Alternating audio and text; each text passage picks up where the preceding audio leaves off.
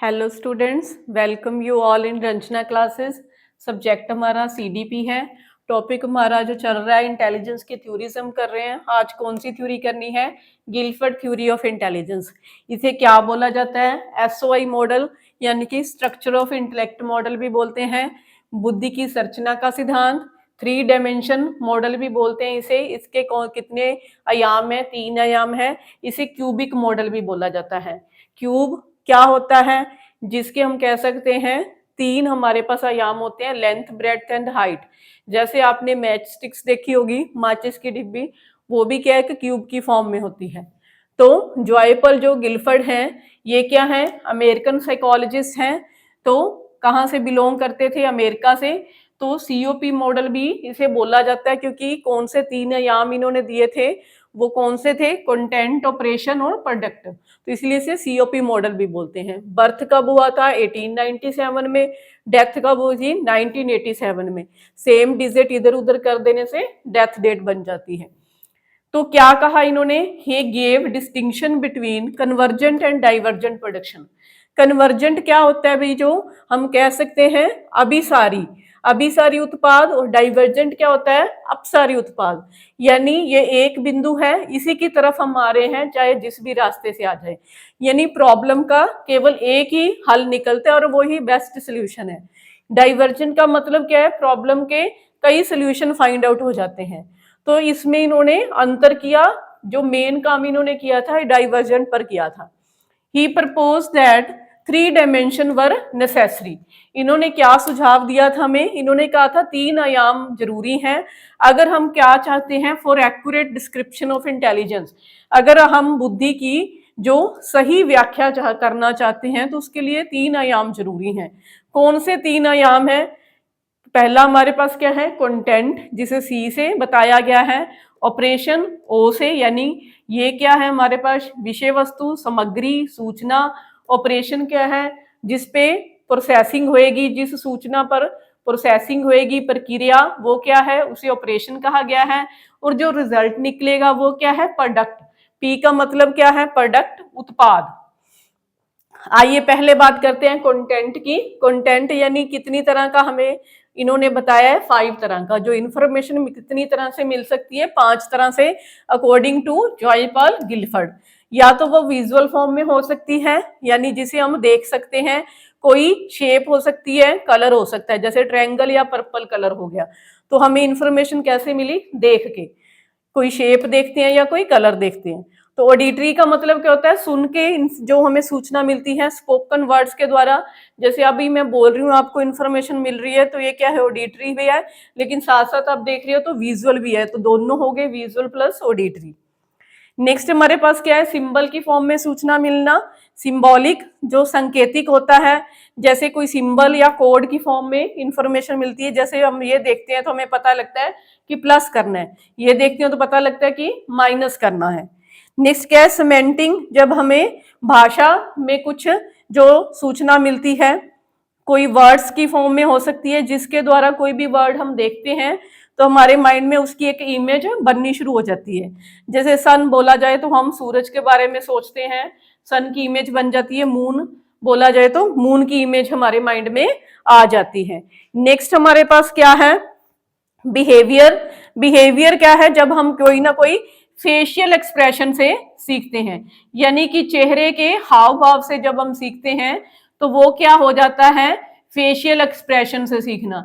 या हम किससे सीखते हैं? आवाज से जब सीखते हैं। फेशियल एक्सप्रेशन क्या है? जैसे ये 2 स्माइली बनी हुई हैं, पहली वाली स्माइली हम देखते हैं तो हमें पता लग जाता है कि सैड का सिंबल दे रही है। ये दूसरी वाली देखते हैं तो पता लग जाता है कि ये जो हम कह सकते हैं खुशी का सिंबल दे रही है। तो इस तरह से जो बिहेवियर से, फेशियल एक्सप्रेशन से भी हम सीखते हैं। जैसे आपने टीचर को किसी क्वेश्चन का आंसर दिया, टीचर के फेशियल एक्सप्रेशन से आपको पता लग जाएगा कि आंसर मेरा राइट है या रॉन्ग है।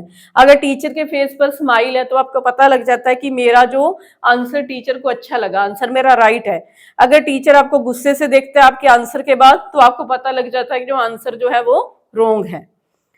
आइए नेक्स्ट देखते हैं। ये हमारे पास क्या था? कंटेंट। उसके बाद हमने बात जिसकी करनी है वो क्या है हमारे पास? ऑपरेशन। ऑपरेशन जो है हमें बताया गया है कितनी तरह का है ऑपरेशन। ऑपरेशन की अगर हम बात करें तो 6 तरह का है ऑपरेशन। तो ऑपरेशन में पहली चीज हमारे पास क्या आ जाती है, कोग्निशन। कोग्निशन का मतलब क्या है, संज्ञान। इसे हम क्या बोलेंगे, संज्ञान बोलेंगे। जब क्या करते हैं हम इंफॉर्मेशन को अंडरस्टैंड करते हैं, कोई भी सूचना आपको मिली उसको आप समझते हो। नेक्स्ट क्या है, आप क्या करोगे, मेमोरी रिकॉर्डिंग, यानी अपनी मेमोरी में उसको स्टोर कर लोगे उस सूचना को। फिर क्या करोगे, मेमोरी रिटेंशन, यानी इसमें क्या है, हमने रिकॉर्ड कर लिया, इसमें क्या किया, धारण कर लिया उसको, यानी जब जरूरत पड़ती है तो हम बता देते हैं। जैसे आपको टीचर ने बताया कैट, आप समझ गए, फिर आपने उसको स्टोर कर ली इंफॉर्मेशन अपने माइंड में, फिर आपने घर पे कैट देखी तो उसको रिकॉग्नाइज कर लिया कि ये क्या है, कैट है। डाइवर्जेंट प्रोडक्शन का मतलब क्या होता है, जब हम दिशाओं में सोचते हैं, मल्टीपल सोल्यूशन निकालते हैं। जैसे यहाँ पे मैंने बात की थी डाइवर्जेंट की, जब कोई एक प्रॉब्लम के आप कई सोल्यूशन फाइंड आउट कर लेते हो, टीचर ने एक सम दिया था, आपने कई वे से सॉल्व कर लिया। कन्वर्जेंट प्रोडक्शन का मतलब क्या है, single best solution find out करना, एक ही वे से सॉल्व हो सकता था और कोई वे ही नहीं था, जैसे पाइथागोरस थ्योरम है। तो इस तरह से ये क्या हो गया, कन्वर्जेंट प्रोडक्शन की एग्जांपल हो गई। नेक्स्ट क्या है, इवेल्युएशन। इवेल्युएशन का मतलब क्या है, मूल्यांकन करना।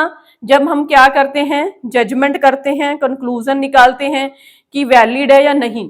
जो भी आपको नॉलेज मिली है, जिस पे आपने ऑपरेशन किया, सोचा, फिर आप लास्ट में मूल्यांकन करते हो कि जो भी मुझे ज्ञान मिला है उससे आप निष्कर्ष निकालते हो कि ये जो है वैध है या नहीं, मान्य है या नहीं। तो ये किसके अंडर आ जाता है, ऑपरेशन के अंडर। हाँ जी, आइए इसके बाद बात करते हैं प्रोडक्ट की। प्रोडक्ट यानी कि उत्पाद, जो आपको इंफॉर्मेशन मिली, जिसपे आपने फिर प्रोसेसिंग की, फिर रिजल्ट क्या निकला। आपको इंफॉर्मेशन कैसे समझ आई, एक सिंगल यूनिट के फॉर्म में समझ आई, single item of knowledge. Unit इकाई का मतलब क्या है, सिंगल आइटम ऑफ नॉलेज, तो ज्ञान की एक इकाई। तो जैसे आपने डॉग, हॉर्स, काउ, एलिफेंट ये सारे पढ़े, आपने क्या समझा कि ऑल आर क्या है, एनिमल्स हैं। तो आपको इंफॉर्मेशन कैसे मिली, एक इकाई के रूप में मिल गई। फिर क्या किया, क्लासेस का मतलब क्या है, वर्ग बना लेने। तो आपने क्या किया, ability to organise unit into a meaningful groups. आपने अब क्या किया, जो भी आपको इंफॉर्मेशन मिली थी उसको आपने क्या किया, अर्थपूर्ण समूहों में क्या कर लिया, संगठित कर लिया। तो जैसे क्या ग्रुप बना लिया आपने, इसमें से पेट एंड वाइल्ड एनिमल। पेट कौन से होते हैं, पालतू, जिनको हम घर में पालते हैं। वाइल्ड कौन से होते हैं, जो जंगल में रहते हैं। पहले हमें सिंगल यूनिट में नॉलेज मिली, फिर हमने उसको क्या कर लिया, कैटेगराइज कर लिया, क्लासेस बना ली उसकी। फिर क्या है, रिलेशन। रिलेशन हम फाइंड आउट करते हैं, संबंध। संबंध कैसे फाइंड आउट करते हैं, उसमें समानता और असमानता देखते हैं। Ability to sense the relationship between the pair of unit, यानी ये जो पेयर, पेयर का मतलब होता है जोड़े। जोड़े के रूप में जो एक इकाई थी उसमें जो हमने पेयर बनाए, इकाई के जो जोड़े हमने समझे, तो उसमें क्या संबंध है, यानी पेट और वाइल्ड एनिमल में क्या रिलेशन है। पेट घर में रहते हैं, वाइल्ड जंगल में रहते हैं। पेट घर की जो हम कह सकते हैं रक्षा करते हैं। तो इस तरह से तो जो वाइल्ड एनिमल्स हैं, चाहे पेट एनिमल्स हैं, सारे क्या है, फूड वेब में, यानी जो भोजन जाल में अपनी एक भूमिका निभाते हैं। तो इस तरह से इनमें हम रिलेशंस देखते हैं। सिस्टम का मतलब क्या है, अब हम क्या करेंगे कि दो या दो से ज्यादा जो यूनिट होंगे, दो से ज्यादा यूनिट में क्या रिलेशन है। जैसे एक पेट है, एक वाइल्ड है, और इनमें हम क्या देखेंगे, इनमें से मैमल्स कौन से हैं। मैमल्स होते हैं कि स्तनधारी। स्तनधारी यानी कि जो अपने यंग वंस को फीड करते हैं, तो उनको हम मैमल्स बोलते हैं।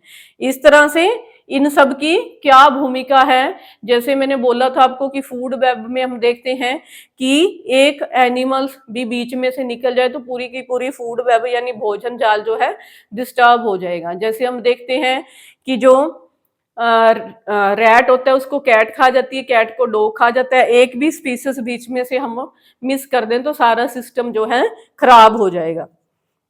हाँ जी, नेक्स्ट हमारे पास क्या है, ट्रांसफॉर्मेशन। ट्रांसफॉर्मेशन का मतलब क्या है, जो भी नॉलेज हमें मिली है उसमें हम कुछ परिवर्तन करते हैं, उसमें मॉडिफाई करते हैं, उसकी दोबारा से व्याख्या करते हैं, री इंटरप्रेट करना, रिकंस्ट्रक्ट करना, रीस्ट्रक्चरिंग यानी कि उसकी रचना दोबारा से करनी, जो ओल्ड इंफॉर्मेशन है उससे न्यू इंफॉर्मेशन फाइंड आउट करनी।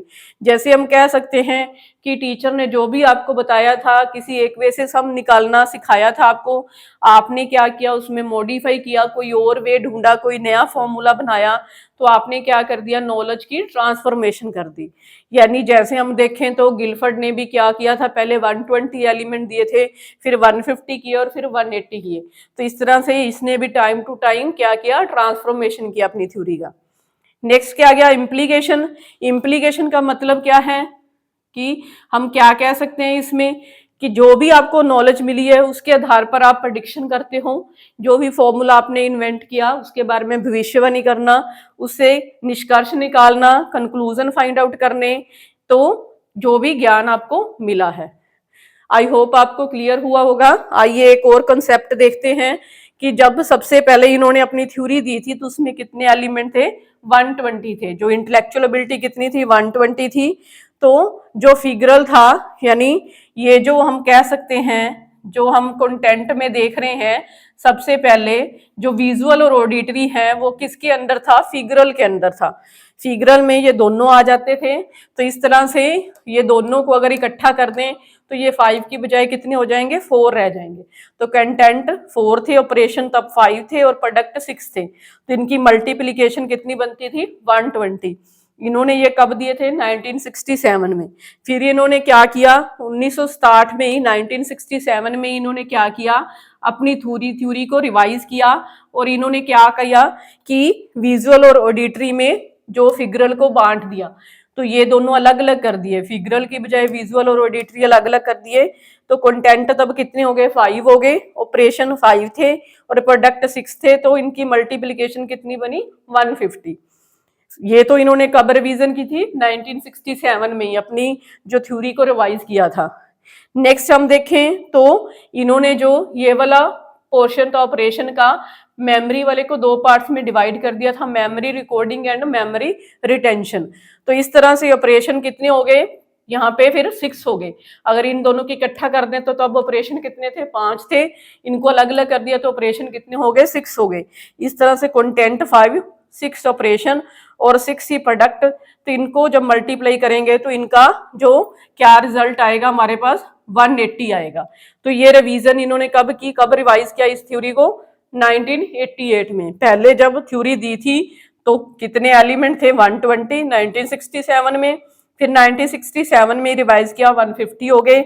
उसके बाद 1988 में रिवाइज किया तो 180 हो गए। आई होप आपको क्लियर हुई होगी एक थ्योरी। आइए एक बार जल्दी से रिवाइज कर लेते हैं। जो नाम इनके क्या क्या हैं, गिलफर्ड की थ्योरी के, जो एसआई मॉडल है, हम कह सकते हैं क्यूबिक मॉडल है, स्ट्रक्चर ऑफ इंटेलेक्ट है, ये सारे इनके थ्योरी के नाम है। अमेरिका से बिलोंग करते थे। तो बर्थ कब हुआ था, 1897 में। डेथ कब हुई, 1987 में।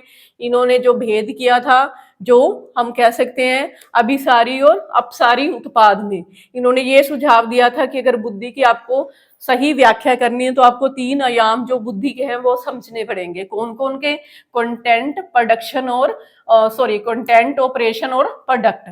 तो कंटेंट जो इंफॉर्मेशन हमें मिलती है 5 तरह से, या तो देख के, या सुन के, या सिंबल की फॉर्म में, या जो भाषा के द्वारा, या व्यवहार के रूप में। ऑपरेशन, प्रक्रिया कितनी तरह की थी, 6 तरह की। हम क्या करते हैं, संज्ञान का प्रयोग करते हैं जब भी प्रक्रिया करते हैं, या मेमोरी में रिकॉर्ड कर लेते हैं, रिकॉल करते हैं, मल्टीपल सोल्यूशन निकालते हैं, या एक सिंगल बेस्ट सोल्यूशन निकालते हैं। फिर देखते हैं जो नॉलेज मिली है वो वैलिड है या नहीं। प्रोडक्ट, उत्पाद क्या निकलता है, या तो यूनिट फॉर्म में समझते हैं हम, फिर उसका हम कह सकते हैं उसमें क्लासेस बना लेते हैं, उनमें रिलेशन देखते हैं, सिस्टम फाइंड आउट करते हैं, और जो नॉलेज मिली है उसको ट्रांसफॉर्मेशन करते हैं, मॉडिफाई करते हैं, और इम्प्लीकेशन यानी कि उसके आधार पर प्रेडिक्शन करते हैं और उससे इन्फ्रेंसेस निकालते हैं। तो जब ये थ्योरी दी गई थी सीओपी मॉडल में, तब कितनी इंटेलेक्चुअल एबिलिटी थी, 120 थी। तो ये वाला विजुअल और ऑडिटरी मिला के इकट्ठा बना हुआ था फिगरल। फिर 1967 में रिवाइज हुआ, ये दोनों अलग अलग हो गए, विजुअल और ऑडिटरी बन गया फिगरल की जगह। तो इनकी जो काउंटिंग है कितनी होगी, 150 इंटेलेक्चुअल एबिलिटी की। फिर मेमोरी को भी अलग अलग कर दिया गया जो 1988 में। तो हम कह सकते हैं इंटेलेक्चुअल एबिलिटी कितनी हो गई थी, जो 180 हो गई थी। आई होप आपको ये थ्योरी क्लियर हुई होगी। तो आप रंजना क्लासेस को लाइक, शेयर और सब्सक्राइब करिए और साइकोलॉजी के टॉपिक करने के लिए हमारे साथ इसी तरह से जुड़े रहिए। Thank you students.